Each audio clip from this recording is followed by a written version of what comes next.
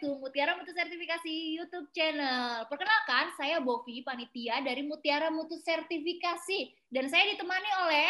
Hai, aku Asri, panitia dari tim Mutiara Mutu Sertifikasi juga. Nah, sekarang kita di konten YouTube yang ketiga akan ngebahas terkait berapa sih rata-rata gaji alumni Mutiara Mutu Sertifikasi. Ya kan, Mbak Sri? Betul banget, Kak Bovi. Ini banyak banget ditanyain sama teman-teman mungkin yang ikutin sosial media Mutiara Mutu ini. Emang berapa sih gajinya alumni? Rata-rata gaji alumni Mutiara Mutu itu? Betul. Nah, tapi Mbak Asri, yang kita wawancarai sekarang itu kebanyakan posisinya sebagai HSE di perusahaan nasional ataupun multinasional loh. Nah, sebelumnya apa sih HSE itu, Mbak Asri? HSE itu seseorang yang kerjanya itu mengontrol bagian keselamatan kesehatan kerja di suatu perusahaan, kayak gitu Mbak Bovi. Jadi kalau misalkan seandainya ada kecelakaan kerja, biasanya dia nih yang paling sibuk nih, cari tahu apa penyebabnya dan bagaimana cara menanggulanginya, kayak gitu Kak Bovi. Nah, kan udah pada tahu kan kerjaan HSE itu apa? Makanya, kamu mau tahu nggak sih tentang gajinya tuh berapa? Mbak Sri mau tahu nggak? Aku sih mau tahu banget, Kak. Katanya kalau kerja sebagai HSE itu gajinya gede. Ini kira-kira benar apa enggak nih? Gajinya gede itu rata-ratanya berapa, benar atau enggak? Tapi sekali lagi teman-teman, ini itu adalah gaji rata-rata dari alumni Mutiara Mutu. Kalau misalkan perusahaannya beda, mungkin bisa beda-beda juga kali ya, Kak Bokas. Iya betul, tergantung perusahaannya di mana kan. Kalau misalnya di luar negeri pastinya lebih jauh lebih mahal. Oke, kalau begitu Mbak Asri kita langsung cek aja, kita langsung intip aja gimana sih gajinya alumni Mutiara Mutu Kasih. Boleh, kita langsung lihat aja yuk. Oke, yuk, ini dia. Halo, perkenalkan, nama gue Muhammad Labib Fahmi, biasa dipanggil Labib. Gue dari alumni batch 19 AK3U. Perkenalkan, saya Siti Nurhayati, biasa dipanggil Citei. Boleh panggil apa aja, Siti boleh, Citei boleh. Nah, ini saya dari batch 4. Perkenalkan, nama saya Risya Dwi Saterini, biasa dipanggil Risya. Saya alumni AK3 Umum, batch 83. Nama saya Lanang Gali Gumilang. Saya basicnya dari Teknik Lingkungan UPN Veteran Yogyakarta. Nama gue Ilham Rahmati Sadikin. Terus gue ini alumni ya, lulusan dari Akamigas Balongan. Banyak banget. Dari mulai AK3U, gue batch 14 tuh. Itu masih awal-awal ya kan. Di Balai K3 dulu tuh seru banget. Gue juga udah ngambil nih di Mutiara Mutu tuh yang ISO series. Waktu itu di Depok, kalau nggak salah. Iya benar, ISO series. Terus juga ASE Plan, CSMS, internal auditor, teknik audit, dan akhirnya yang terakhir tuh auditor SMK 3 kemarin, kayak gitu.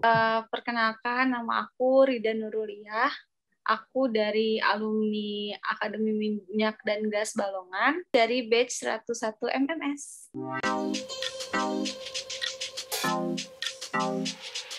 Saat ini gue bekerja di PT Sayap Mas Utama, Wings Group, di daerah Cakung, Jakarta Timur. Jadi perusahaan BUMN kontraktor namanya itu PT Utama Karya. Saat ini saya bekerja di PT Sangasari Utama, penempatan di LNG Tangguh, Teluk Bintuni, Papua Barat. Dan sekarang saya sedang bekerja di PT Babcock & Wilcox. PT Suprako Indonesia. Jadi PT Suprako Indonesia ini anak dari Radian Utama Interisco. Tangguh Project sebagai Enviro Officer.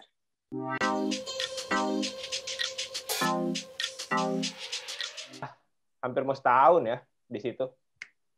Kalau di Sayap Mas Utama baru udah hampir mau setahun. Sebelum-sebelumnya melalang buana di mana-mana tuh lah. Biasa Bang Toib. Total 4 tahun. Sekitar 4 tahun ya, sudah 4 tahun berlalu. Udah bekerja dari tahun 2018, jadi sudah 3 tahun.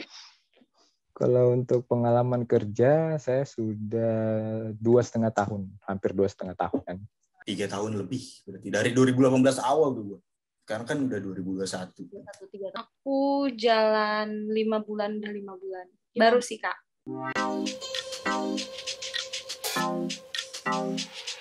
Kalau untuk selesai pelatihan, saya pelatihan 2018. Kemudian saya mulai kerja itu di 2019 awal, itu sekitaran 2-3 3 bulanan setelah selesai pelatihan baru saya mulai kerja.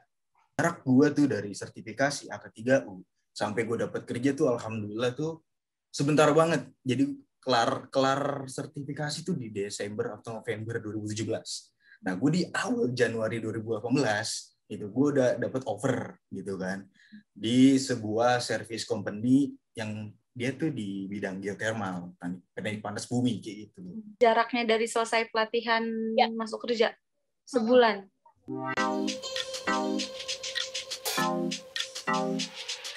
Weh, gokil. Sensitif sekali. Gaji, bro.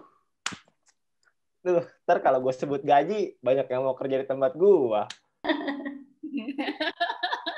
Gaji ya? Gaji? Waduh. Gaji.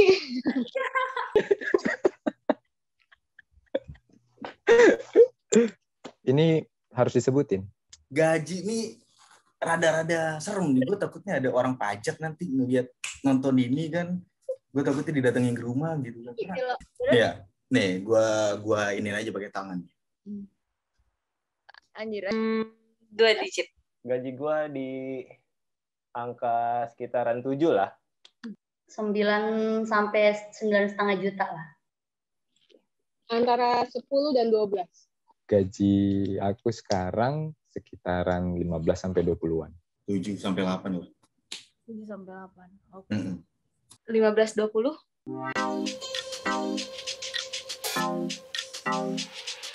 Pengalaman terburuk gue waktu kerja. Yang pertama, hampir mau ketimpa tiang bendera. Itu pertama. Terus yang kedua, hampir mau ketimpa bongkaran besi. 2 kali. Gila. Nyawa gue banyak nih kayak kucing. Yang ketiga, sempat sakit paru-paru. Dihajar kerja malam terus tanpa istirahat. Itu perlu diperhatikan tuh bos yang toksik. Perlu dijadikan headline gitu. Karena itu bisa ngefek ke psikis kita, psikolog kita, Bo.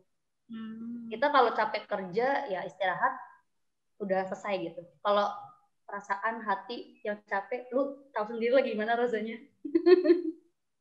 Dukanya kalau dulu-dulu, karena kan kita tahu ya, kalau di CHS, di pekerjaan ini, apalagi di proyek migas ya, banyak laki-lakinya gitu kan. Di sini aja perempuannya kan cuma 25%, sisanya ya laki-laki gitu, Mbak. Untungnya alhamdulillah di perusahaan saya, populasi perempuannya lebih banyak ketimbang mungkin perusahaan yang lain, karena kan bidang catering ya, di sini pun juga ada pekerja wanitanya.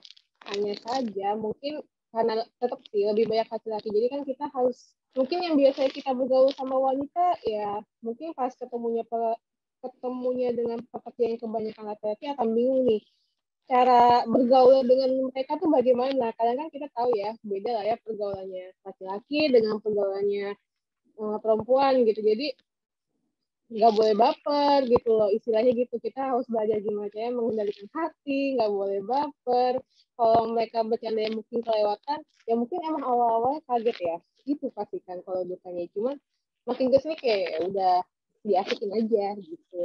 Kalau pengalaman buruk, jadi gue waktu itu pertama kali kerja kan ya di yang tadi gue cerita tuh di geothermal. Jadi waktu itu gue lagi ke site, ya kan. Site-nya itu di Rantau Dadap. Ya kan, ini punyanya Supreme Energy. Nah, letaknya itu kalau geothermal itu dia di gunung semua rata-rata. Karena kan dia dari panas, ya kan, panas bumi itu rata-rata dekatnya sama gunung-gunung berapi gitu kan. Kalau oil and gas kan offshore atau onshore, yang rendah-rendah ini di gunung. Kayak gitu kan. Dan di gunung itu bener-bener gue untung 2 bulan doang kan. 2 bulan. Dan itu tuh gue baru pertama kali hidup tanpa sinyal. Itu bener-bener jadi di tempat gue itu deket mes gue itu emang ada satu titik khusus di mana kalau lu di situ dapet sinyal kayak gitu. Dan itu semua orang berkumpul kayak gitu. Ya berebut tetep.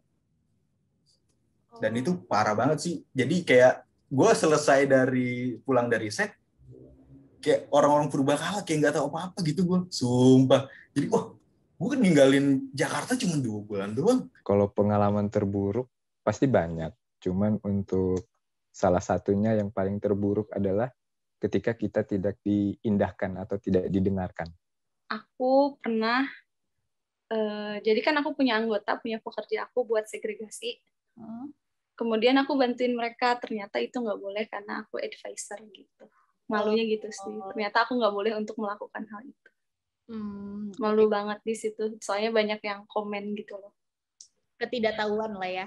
Iya. Karena aku niatnya bantu sebenarnya, cuman ya udahlah, malu.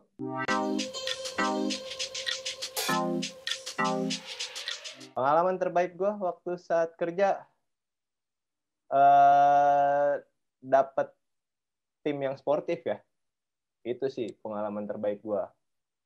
Jadi nggak cuma masalah kerjaan, ada yang lain-lain, semua tim gue sportif lah intinya. Itu pengalaman terbaik waktu bekerja. Happy-nya kerja sebagai HSE itu kenal banyak orang. Kita kenal banyak sifat orang dari Sabang sampai Merauke karena kebetulan saya kerja di konstruksi ya. Jadi di mana pekerja tuh dari Sabang sampai Merauke. Jadi kita bisa mengenal beberapa watak orang berdasarkan asal daerah mereka. Jadi banyak teman juga. Sukanya sih banyak ya. Karena kan kalau di QHSE ini kita kan lebih ke preventif ya. Di mana kita kan pasti mengajarkan banyak hal. Terutama dari segi safety, bahkan di tempat kerja saya kan food safety juga, safety iya, lalu enviro-nya juga. Jadi dari perihal QHS itu banyak deh yang diajarkan ke semua karyawan, mau itu dari top manajemen sampai ke level semi skill atau low skill, banyak banget. Terus di sini pun juga jadinya kita bisa beradaptasi, jadi kayak kita kenal banyak orang, relasinya banyak, terus bisa belajar banyak hal juga. Kita tidak hanya menjelaskan atau mengajarkan banyak hal, tapi kita pun juga bisa banyak belajar gitu dari orang-orang yang mungkin sudah lebih berpengalaman daripada kita. Kira-kira sih seperti itu, sama mungkin mindset-nya yang mungkin dulu kiranya idealis mungkin ya, cuma kalau di sini kan karena mungkin di project statis gitu kan, bukan statis tapi dinamis, semua hal tuh berubah. Jadi kalau nggak mau kita juga harus bisa berubah dengan cepat juga pola pikir kita selama di sini, seperti itu. Pengalaman terbaik aku sebagai seorang HSE adalah ketika kita dapat memastikan sebuah pekerjaan itu berjalan dengan lancar dan aman dan selamat.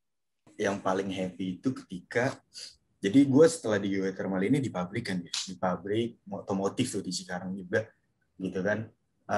Jadi kondisinya waktu itu udah ditinggalin safety officer sebelumnya tuh lumayan 1 tahun lah gitu kan. Sedangkan gue masuk tuh beberapa bulan lagi mau audit SMK 3 eksternal. Kayak gitu. Wow, eksternal gitu. Gue langsung dihadepin nih kayak gitu.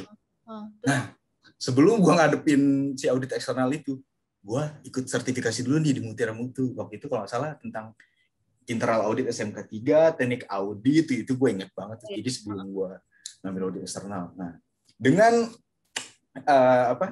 bermodalkan ilmu yang selama ini gue pahamin di sistem manajemen ya, akhirnya benar-benar tuh gue ubah tuh dalam 6 bulan deh kalau nggak salah, dalam 6 bulan dengan data yang sebelumnya lumayan amburadul, terus ngebersihin sistem yang ada, dan akhirnya pas di audit, alhamdulillah akhirnya golden. Banyak teman, banyak pengalaman baru, kemudian baik-baik semua sih, gitu. Happy banget punya teman baik. Terima kasih sudah menonton. Jangan lupa like, komen, dan subscribe, lalu share video ini, dan sampai jumpa di konten kami selanjutnya.